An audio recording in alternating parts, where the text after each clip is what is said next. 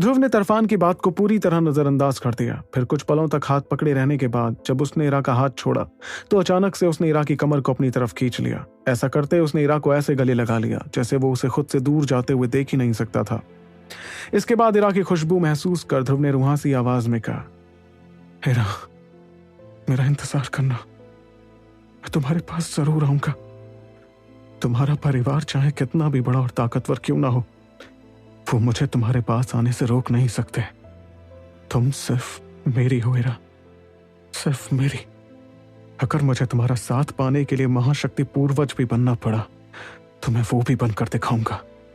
अगर महाशक्ति पूर्वज से काम नहीं चला तो विद्वान बनूंगा, और अगर वो भी कम पड़ गया फिर तो मैं शक्ति देव बनकर ही वापस लौटूंगा इरा।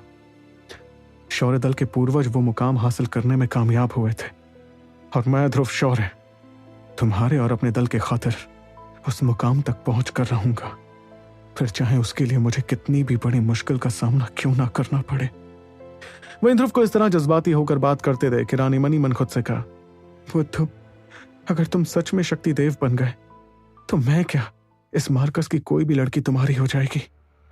दूसरी तरफ ध्रुव को इरा से इस तरह गले मिलते देख तरफान के चेहरे की मुस्कुराहट पूरी तरह गायब हो गई। इसके साथ ही उसकी आंखों में एक अजीब सी नाराजगी नजर आने लगी और उसने तुरंत अपनी मुट्ठियां बंद कर ली। तभी अचानक उसके हाथ से एक अजीब सी आग निकलने लगी। वहीं आसपास की शक्तियों में होते बदलाव को महसूस कर इरा मजबूर होकर ध्रुव से दूर हो गई और उसने तुरंत उससे फुसफुसाते हुए कहा, मैंने जो भी कहा था उसे याद रखना ध्रुव। जब तक तुम कम से कम शक्ति पूर्वज नहीं बन जाते, प्लीज मेरे दल के पास मत आना। इतना कहकर इरा ने अपने कदम आगे बढ़ाए और तुरंत उसके शरीर से सुनहरे रंग के पंख बाहर निकलने लगे। इसके बाद इरा अपने पंख फड़फड़ाकर सीधे उस बड़े से तिलस्मी जानवर की पीठ पर बैठ गई। ऐसा करते उस तिलस्मी जानवर ने एक तेज दहाड़ निकाली, जिसके बाद वो पलक झपकते ही वहां से गायब हो गया। इस दौरान इरा अपने हाथों से अपने आंसुओं को पोंछने की लगातार कोशिश कर रही थी। वहीं इरा के जाने के बाद तरफान और उसके 9 बाकी साथी भी तुरंत तिलस्मी जानवरों पर बैठ गए और वो भी इरा की रक्षा के लिए उसके पीछे जाने लगे। इस दौरान ध्रुव को अपने दिल में एक अजीब सी खलिश महसूस होने लगी, जिसके साथ वो तिलस्मी जानवरों को नजरों से गायब होते हुए देखने लगा। उसके बाद वो धीरे से अपने आंसू पोंछते हुए पीछे मुड़ा कि तभी अचानक से उसे एक काला धब्बा अपनी ओर आता हुआ दिखाई दिया। ये काला धब्बा इतनी तेजी से उसकी तरफ आया कि ध्रुव कुछ भी नहीं कर पाया। तभी ध्रुव ने देखा कि एक तिलस्मी जानवर उसके ठीक ऊपर था, जिस पर से तरफान कूद कर ध्रुव के सामने आ गया। वहीं उसे इस तरह आते देख ध्रुव ने हल्की फिक्र के साथ सवाल किया, क्या सेकंड लीडर तरफान यहीं पर रुकने वाले हैं? इस पर तरफान ने मुस्कुराते हुए उसे जवाब दिया, नहीं, लेकिन मुझे मैडम के साथ जाने की कोई जल्दी नहीं है। ये कहते ही अचानक से उसकी मुस्कुराहट में एक अजीब सी शैतानी नजर आने लगी, जिसके साथ उसने हंसते हुए ध्रुव से कहा, मैं बस तुम्हें एक बात अच्छी तरह बता देना चाहता हूँ ध्रुव शौर्य, हमारे दल के सामने तुम और तुम्हारा वो शौर्य दल कुछ भी नहीं हो। अरे मैं तो भूल ही गया, कौन सा दल? तुम्हारा दल तो चकनाचूर हो गया और उसके ज्यादातर लोग मारे गए। पता है ऐसा क्यों हुआ? क्योंकि ना तो तुम और ना ही तुम्हारा दल ताकतवर है। इसलिए एक बात कान खोल कर सुन लो, तुम मेरा मैडम के काबिल नहीं हो। और सच कहूं, मुझे यहाँ इसलिए भेजा गया है क्योंकि लीडर को शक हो गया है कि शायद इरा मैडम तुमसे प्यार करने लगी है। यही वजह है कि लीडर ने मुझे इरा मैडम को वापस लेने भेजा। और हाँ, लीडर ने तुमसे कहने को कहा है कि अच्छा होगा अगर तुम इरा मैडम को भूल जाओ। इसे ऐसे मान लो जैसे वो तुम्हारी जिंदगी में कभी आई ही नहीं। हमारे दल में उनका बहुत ऊंचा ओहदा है, इसलिए मार्कस के सबसे ताकतवर लोग ही इरा मैडम के लायक है। रही तुम्हारी बात, तो तुम उनके काबिल हरगिज नहीं हो। ये कहते वक्त तरफान के चेहरे पर ध्रुव के लिए काफी नाराजगी दिख रही थी। जाहिर सी बात है कि इरा पर दल के बहुत से जवान और ताकतवर लड़कों की नजर थी, जिनमें से एक तरफान भी था। लेकिन जब उसने देखा कि कैसे ध्रुव और इरा गले मिल रहे थे तो उसका मन किया कि वो ध्रुव को वहीं के वहीं जान से मार दे, मगर इरा का ख्याल आते ही उसने खुद को ऐसा करने से रोका। अब जो इरा वहां से चली गई थी, इसलिए तरफान ध्रुव को उकसाने की कोशिश कर रहा था। वो जानता था कि अगर ध्रुव ने उस पर हमला किया तो उसे मौका मिल जाएगा ध्रुव को जान से मारने का। लेकिन उसके मुंह से अपने और अपने दल की इस कदर बेइज्जती को सुनकर भी ध्रुव शांत खड़ा रहा। उसने सिर्फ एक नजर तरफान की आंखों में देखा और फिर अपना सर हिलाते हुए जवाब दिया, तू कौन होता मुझे बताने वाला कि मेरा दल कितना ताकतवर है? फिलहाल तो मुझे तेरी आंखों में बस एक जलन दिख रही है कि इरा के दिल में मेरी ऐसी जगह है जो तू चाहकर भी 100 जन्म में भी नहीं बना पाएगा। मैंने सही कहा ना तरफान? वहीं ध्रुव के मुंह से बात सुनते ही तरफान अपने दांत पीसने लगा और उसने ध्रुव से गुस्से भरी आवाज में कहा, मौत को बुलावा दे रहा है तू ध्रुव शौर्य। ये सोचने की भूल मत करना कि इरा मैडम के बारे में सोचकर मैं तुझे जान से नहीं मारूंगा। मेरे लिए तो जैसे को मारना किसी चींटी को मारने से भी आसान होने वाला है। इतने में ध्रुव ने गौर से तरफान के चेहरे को देखा, जिसमें उसे एक जानलेवा चमक दिखाई दे रही थी। दूसरी ओर ध्रुव के चेहरे पर भी तरफान को जरा भी डर नहीं दिख रहा था, जिसके चलते उसकी जानलेवा चमक और ज्यादा बढ़ने लगी।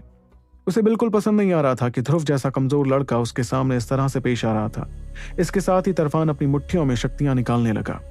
लेकिन तभी अचानक उस इलाके में एक जोरदार आवाज गूंज उठी। सेकंड लीडर तरफान, भूलो मत कि मैंने तुम लोगों को अंदरूनी हिस्से में आने की इजाजत दी है। क्या तुम्हें यह भी लगने लगा कि मैं तुम्हें हमारे स्टूडेंट्स पर हमला करने की इजाजत भी दूंगा? मैं बता दूं, ये हमसे बिल्कुल नहीं देखा जाएगा। इस आवाज के तुरंत बाद एक काली परछाई आसमान में आगे बढ़ते हुए सीधे ध्रुव के पास आ गई। ये परछाई कोई और नहीं बल्कि सबसे बड़े बुजुर्ग बादशाह थे। तभी बुजुर्ग बादशाह को वहां आते देख तरफान ने तुरंत अपनी शक्तियां शरीर के अंदर वापस ली और फिर उन्हें नमस्ते करते हुए कहा, बड़े बुजुर्ग, आप भी कैसा मजाक करते हैं। मैं तो बस ध्रुव से अपने दिल की बात कह रहा था। मैं कैसे यहाँ किसी पर हमला कर सकता हूँ? मगर बुजुर्ग बादशाह ने चेहरे पर नाराजगी के साथ उसे जवाब दिया, मैंने ये बाल यूं ही नहीं पकाए हैं सेकंड लीडर। जितनी तुम्हारी उम्र है ना, उससे 10 गुना स्टूडेंट्स को मैं ट्रेन कर चुका हूं। मैंने वैसे ही तुम्हें अंदर आकर इराक की खोज करने की इजाजत दी। अब जो कि तुम्हें वो मिल गई है, फिर तुम यहाँ रुककर क्या ट्रेनिंग करने के बारे में सोच रहे हो? अगर अपनी सलामती चाहते हो और साथ ही अपने दल की इज्जत भी रखना चाहते हो तो तुरंत यहाँ से चले जाओ। वही बुजुर्ग बादशाह की गुस्से भरी आवाज सुनकर तरफान मुस्कुराने लगा, लेकिन उसने उनसे आगे कुछ नहीं कहा। फिर वो चुपचाप एक नजर ध्रुव की तरफ देखने लगा और उसने चेहरे पर झूठी मुस्कुराहट लाते हुए कहा, ऐसा लगता है कि तुम मेरी सलाह नहीं मानने वाले हो। चलो ठीक है, जैसी तुम्हारी मर्जी। अगर आगे जाकर इतने काबिल हो पाओ तो हमारे दल के पास आकर मैडम का हाथ मांग लेना। उस वक्त मैं तुम्हें बताऊंगा कि तुम्हारी और मेरी ताकत के बीच कितना फासला है ध्रुव शौर्य। इतना कहकर उसने तुरंत अपने शरीर से लाल रंग के शक्तियों से बने पंख बाहर निकाले और वो तेजी से अपने तिलस्मी जानवर पर जाकर बैठ गया। उसके बाद अगले ही पल में वो वहां से गायब हो गया। जैसे ही बुजुर्ग बादशाह ने देखा कि तरफान वहां से चला गया तो वो धीरे से चलकर ध्रुव के पास आए और उन्होंने ध्रुव की पीठ थपथपाते हुए कहा, ध्रुव, उसके उकसाने पर बिल्कुल मत जाना। तुम काफी समझदार हो, इसलिए समझदारी के साथ काम लेना। उनका दल मामूली लोगों का दल नहीं है। देखा जाए तो वो बहुत किस्मत वाले हैं कि इस तरह ट्रेन कर सकते हैं। लेकिन अगर बात काबिलियत की हो तो तुम्हारे सामने ये लड़का कुछ भी नहीं है। बुजुर्ग बादशाह की बात सुनकर ध्रुव के चेहरे पर हल्की मुस्कुराहट आ गई, जिसके साथ उसने धीमी आवाज में कहा, अगर वो मुझ पर अभी हमला करता तो मैं जरूर अपनी पूरी ताकत लगाकर उसके शरीर का एक ना एक हिस्सा तो उखाड़ ही लेता, फिर चाहे उसके लिए मुझे ही क्यों ना बहुत बुरी तरह जख्मी होना पड़ जाता। ध्रुव के मुंह से ऐसी बात सुनते ही बुजुर्ग बादशाह के चेहरे पर हल्की हैरानी नजर आने लगी। वो जानते थे कि ध्रुव कभी इस तरह की बात नहीं किया करता था और शायद ये सिर्फ इरा से बिछड़ने की नाराजगी थी। लेकिन फिर उन्होंने ध्रुव के बारे में याद करते हुए मुस्कुराकर उससे कहा, मुझे पता है कि तुम अकेले बहुत कुछ कर सकते हो ध्रुव। आखिर यूं ही हर कोई अंबर दल को अकेले उलट पुलट करके नहीं रख सकता। खैर जो भी है, कल टॉप 10 के सभी स्टूडेंट्स को आग शक्ति ट्रेनिंग टावर में जाना होगा। वहां जाकर तुम्हें दिल रोशनी से अपनी शक्तियां बढ़ाने का मौका मिलेगा। अगर तुम उसे झेलने में कामयाब रहे तो शायद तुम शक्तिमान रैंक हासिल करने में भी कामयाब हो जाओ। वैसे फिलहाल तो उस बारे में कुछ भी कहना बेकार होगा, लेकिन एक बात तो पक्की है ध्रुव, अगर तुम सच में इरा को हासिल करना चाहते हो फिर तो तुम्हें बहुत ज्यादा ताकतवर बनना होगा। इतना कहकर वो मुस्कुराते हुए पीछे मुड़े और पलक झपकते ही वहां से गायब हो गए। वहीं उनके वहां से जाने पर ध्रुव मुस्कुराते हुए अपना सिर हिलाने लगा। फिर अचानक से उसकी आंखों में एक अजीब सी जानलेवा चमक दिखाई देने लगी, जिसके साथ उसने दूर आसमान में देखते हुए कहा, इरा, मेरा इंतजार करना। ये कहते ही ध्रुव ने धीरे से अपना हाथ आगे किया, जो फिलहाल मुट्ठी में बदल चुका था। इतना ही नहीं, ध्रुव की उंगलियों के बीच से खून की बूंदें टपकने लगी थी, क्योंकि तरफान के उकसाने पर ऐसा नहीं था कि ध्रुव बिल्कुल शांत हो गया था। गुस्से में उसने अपनी मुट्ठी इतनी जोर से बंद की कि उसकी उंगलियों के बीच से खून तक निकलने लगा।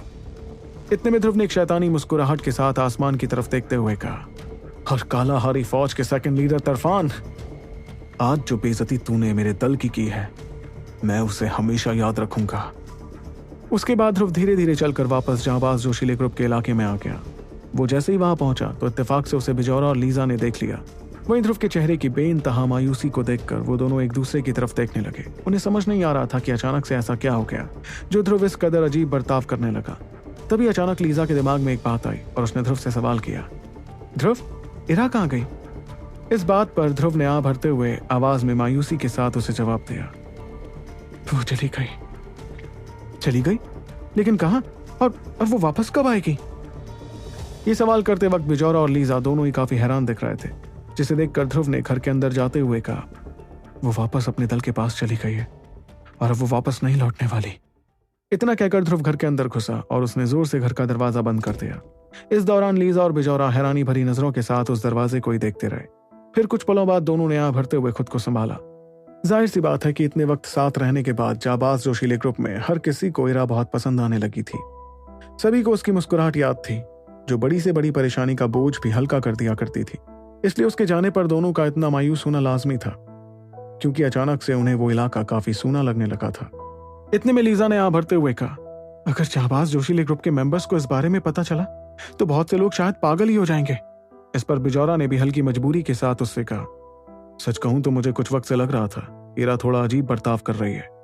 अब समझ में आया कि वो ऐसा बर्ताव इसलिए कर रही थी क्योंकि उसे पता था कि वो जाने वाली है। वहीं लीजा जब ध्रुव के बारे में सोचने लगी तो उसका दिल काफी भारी हो गया और उसने बिजौरा की तरफ देखकर कहा, बिजौरा, सोच अगर हमारा ये हाल है तो उस बेचारे ध्रुव का क्या ही हाल हो रहा होगा। खैर, इस बारे में बात नहीं करते, ध्रुव को कुछ वक्त अकेले ही छोड़ देते हैं। ये सुनकर बिजौरा ने भी अपना सिर हिलाया और वो दोनों वहां से जाने लगे। दूसरी तरफ ध्रुव जैसे ही उस घर में आया तो अचानक से उसे इरा की खुशबू महसूस होने लगी। वो देख रहा था कि कैसे इरा की खुशबू अभी भी उस घर में बरकरार थी। इतने में उसे वो कुर्सियां दिखी जहां अक्सर वो और इरा बैठकर बातें किया करते थे। बल्कि उसे तो वहां इरा भी दिखने लगी थी, जो उसकी तरफ देखकर मुस्कुरा रही थी। ये देखकर ध्रुव जैसे पागल हो गया और वो तुरंत उस कुर्सी के पास गया। लेकिन अचानक से घड़ी का कांटा आगे बढ़ा और ध्रुव को समझ आया कि वो कुर्सी खाली थी। इस बात से ध्रुव का दिल और ज्यादा भारी महसूस होने लगा और वो सीधे अपने कमरे में जाकर बिस्तर पर लेट गया। मगर ध्रुव ने जैसे अपनी आंखें बंद की तो उसके जहन में इरा का चेहरा घूमने लगा और उसकी वो प्यार भरी नजर से ध्रुव पीछा ही नहीं छुड़ा पाया। वो समझ रहा था कि अब उसे बाकी का वक्त इरा के साथ नहीं बल्कि उसकी यादों के साए में ही गुजारना होगा। उसे यह एहसास कभी भी महसूस नहीं हुआ था जब इरा उसके साथ थी, लेकिन अब उसके दूर जाने पर ध्रुव को वो यादें कांटों की तरह चुभने लगी थी। इस बात के चलते अचानक से ध्रुव को दरवाजा खटखटाने की आवाज सुनाई पड़ी, जिसके साथ उसे बहुत ही प्यारी सी आवाज सुनाई दी, ध्रुव। ये आवाज सुनते ही ध्रुव की आंखें खुली और वो तुरंत दरवाजे की तरफ भागा। फिर जैसे उसने वो दरवाजा खोला तो उसे दिखा कि वहां कोई भी नहीं था। तभी ध्रुव को अपने दिमाग में इरा के हंसने की आवाज सुनाई पड़ी, जिससे ध्रुव के चेहरे पर भी मजबूरी भरी मुस्कुराहट आ गई। इतने में ध्रुव ने खुद से कहा, ध्रुव, पागल हो गया तू, अपने जज्बातों को काबू कर। इतना कहकर उसने एक बार फिर हॉल में रखी उस कुर्सी की तरफ देखा जहां इरा बैठा करती थी। फिर उसने उस जगह को देखकर कहा, मैं तुम्हें ढूंढ कर रहूंगा इरा, वादा रहा। तो कैसे काबू कर पाएगा ध्रुव अपने जज्बातों को? क्या वो दिल बहार दिव्य रोशनी हासिल करने में कामयाब होगा? जानने के लिए सुनते रहिए सुपर योद्धा।